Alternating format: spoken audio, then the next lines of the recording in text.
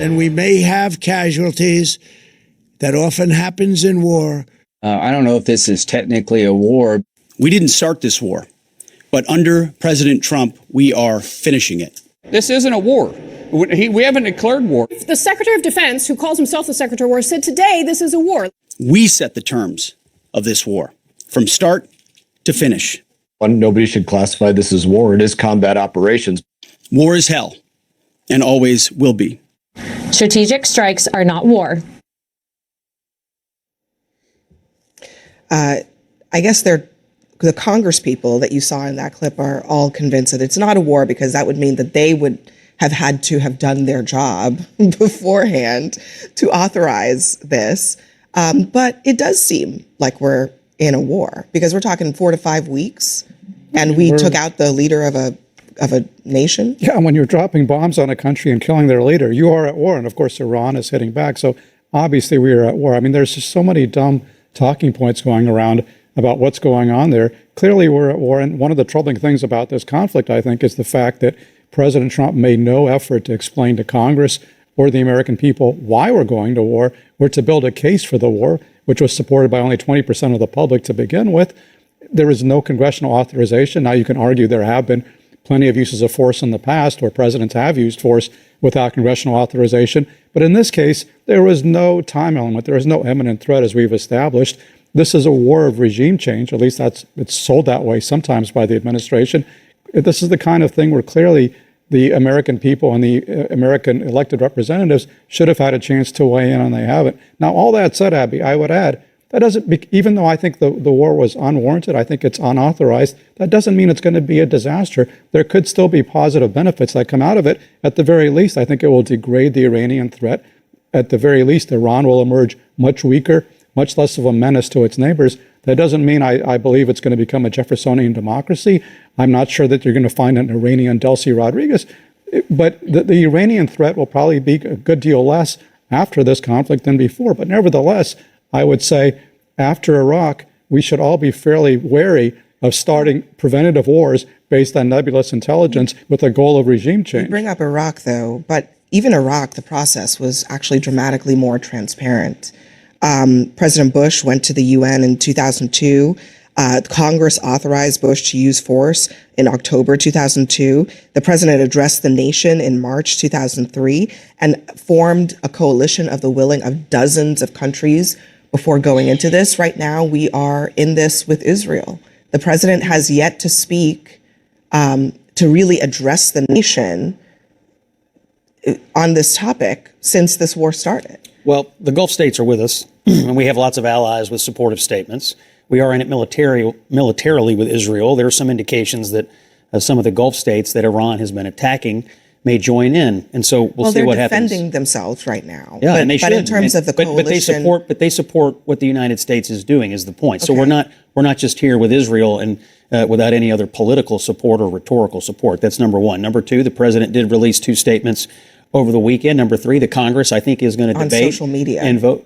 So is that? Yeah, I mean, is that a problem? Look, I think it is a problem that the president hasn't gone, he hasn't given a press conference. He hasn't, he hasn't really laid out fully what the strategy is. He's given probably over a dozen interviews over the last 2 days. Mm-hmm. And he's said contradictory things in almost every single interview.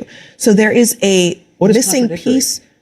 What is contradictory? Contradictory is saying one thing in one interview and another. What? Give me an example. He said, we want regime change. We don't want regime change. He said, we know the people that were going to replace the Ayatollah. Then he said, we killed the people who replaced the Ayatollah, so we don't know them. He said, we want the people of Iran to rise up and free themselves and fight the regime. And then he said, we're happy to work with the regime remnants if somebody emerges from the rubble. He said that this could be over in 2 days, and then the next day he said it could be over in 2 days. 3 to 4 weeks. Yes, he literally said every single option. Here's the point. Here's the point. It's a total mess. There's been contradictory statements, not just from the president, but from the Secretary of State, from the Vice President, from the Secretary of Defense about what the objectives really were here and why the American people should support this. And I just would ask, if we are going to be in a 4-week or longer conflict, even if it's 4 days, why not go to the American people and get the vote? If this is popular, if this is supported, get the vote. Well, look, presidents have to make national security decisions based on what they think is in the best interests of the nation in that moment. And that's what the president has done here. I agree with you that I think the president and the administration do need to lay out for the American people, continue to lay out, are we meeting our objectives? I feel like they're doing that. Look, the clear objectives, and this has been consistent. We're not going to let them have the missiles. We're not going to let them have nuclear weapons. Those are the clear military objectives. We've also sunk some of their Navy, which has also been a trouble there, that they've given us trouble and other nations trouble. But the missiles and the nuclear weapons has been a consistent argument of this administration. Now, if taking out this leadership gets to people eventually who would say, okay, we won't do the missiles and we won't do nuclear weapons, that is an amazing outcome, not just for us, but for the entire region. And that's why the region is supporting us. You know, I was reading some writings from, I think it's a University of Chicago scholar who studies airstrikes. He teaches Robert Pape. He teaches to the Air Force about not only the history of airstrikes, but also tactics. And he made a very simple point. There is zero precedent for airstrikes producing political change in the history of this country being a military force around the world. And on top of that, he argues that what it might actually produce instead, what it often produces instead, is actually a more hard-lined nationalist, political force within the country. So as we talk about all of this, I think there are a lot of experts out there who study this stuff pretty closely and work with the United States military, who don't see any precedent for saying, oh, they're going to come out of this more moderate than they were before. They're going to abandon their ambitions to strike back against the countries that are attacking them. That seems relevant. Of course. And you don't have to be a military expert to understand what's going on here. If we couldn't influence the path of a country's regime change with hundreds of thousands of troops, we definitely can't do it with zero troops and zero partners on the ground. And we tried this several times in the last 30 or 40 years, and it always failed, with hundreds of thousands of people that we put in harm's way. And now we're trying to do it on the cheap with zero people on the ground and zero partners. And of course it's not going to work, and so we're basically breaking it and then just hoping that everything goes well. And again, you don't have to be an expert to understand why that's a very high risk, very low reward type of proposition. Or at least and what you're doing is you're plunging this country into a disaster that you have no means and no intention of helping them out of.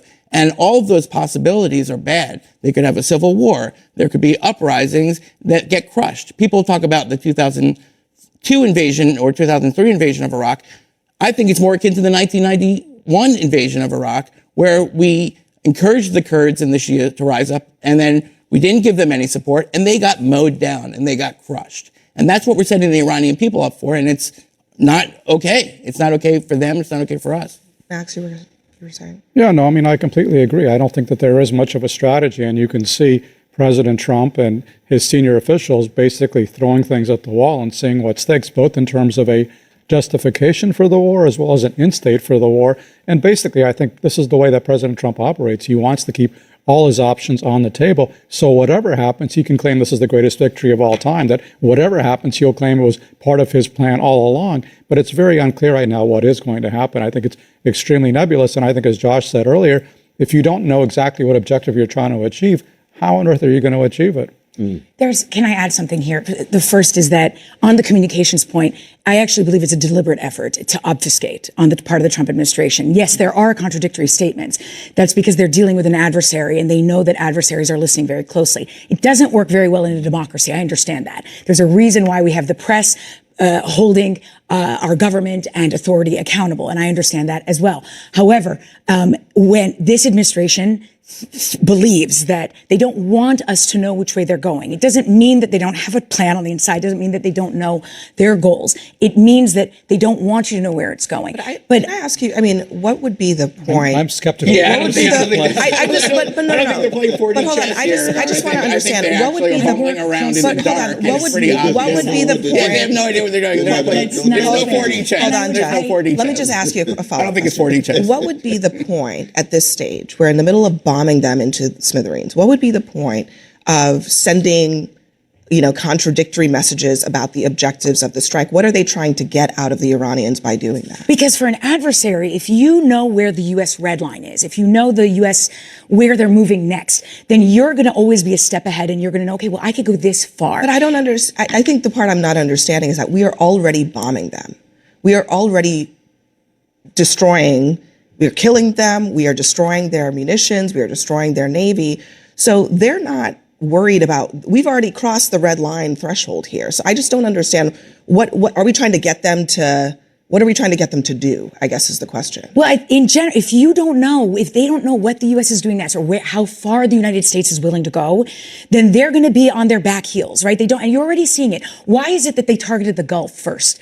It's because, on one hand, because they're terrorists, and that's a terrorist tactic to pressure the Gulfies, thinking that the U.S. and Israel are going to stop it. It's because they don't want to engage in a direct conflict with the United States and Israel. Because again, they're not sure how far are we going to go. Trump appears erratic. Boots on the ground? Maybe Trump presses the nuclear button. They sent thousands of missiles into Israel, and so I think they did engage. I think that are you talking about boots on the ground? Well, we don't know. That's for an example. Let me give you an example from my. Let me give you an example from. Let me give you an example, Josh, from my time in government when I handled the Syria war, and things were getting worse, and we were getting a lot of pressure. And Obama wanted to go out there and say there is no way we were going to militarily intervene. And I was at the White House saying that was a terrible idea because Assad would hear that and view that as a carte blanche. And what happened? He went out and said we would never militarily intervene. And it was literally the next day there was a marked increase in violence. This is how adversaries work. And I want to just add one quick point on precedent, because one of the fascinating things I see here that the administration is grappling with is that they clearly want to see regime change in Iran, in Venezuela, or transitions of some kind. And they're testing the waters. And there is precedent for transitions to democracy from dictatorship that took a long period of time where you ousted a leader but worked with the regime. And that was what happened in Spain. As a result of airstrikes? Well, There's no precedent for that. But there's no precedent for that. In Spain, the leader was ousted. Economic incentives were given to the existing there's no precedent. Internal revolution in Spain. That wasn't the U.S. coming in and bombing military action producing that result. And it took 7 years, but you had this transition to democracy, and you see this happening in Venezuela. That was an internal process. That's totally different from the U.S. coming in and bombing a country. But they are studying. Wouldn't you hope that there is an internal uprising in Iran where the people who you admit, everybody admits, have been massacred and suppressed and terrorized and tortured? I mean, if